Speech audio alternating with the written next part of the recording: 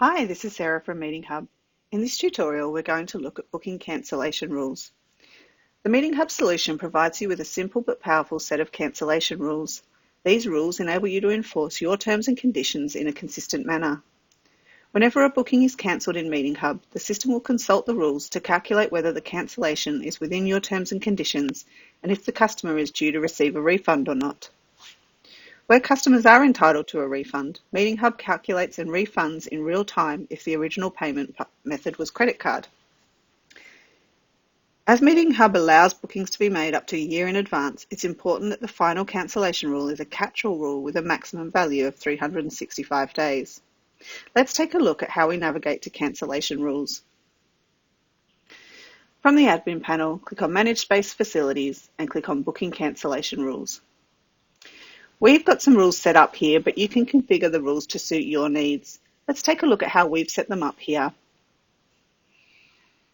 The first rule we have says a minimum day of 0 and a maximum day of 1. If a booker cancels a booking within 1 day of the booking, they will get a 0 refund based on this rule. If a booker cancels between 2 and 4 days, based on this rule, they'll receive a 50% refund. If a booker cancels within 5 and 365 days, they will receive a 100% refund.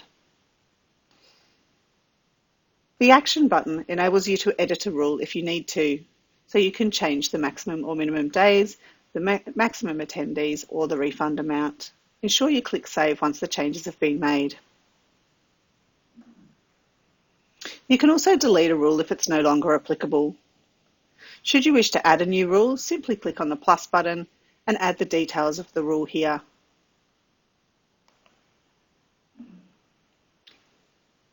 As I mentioned, you can configure your rules as you need, and you can have multiple rules based on different numbers of attendees. That concludes the tutorial on how to set up booking cancellation rules.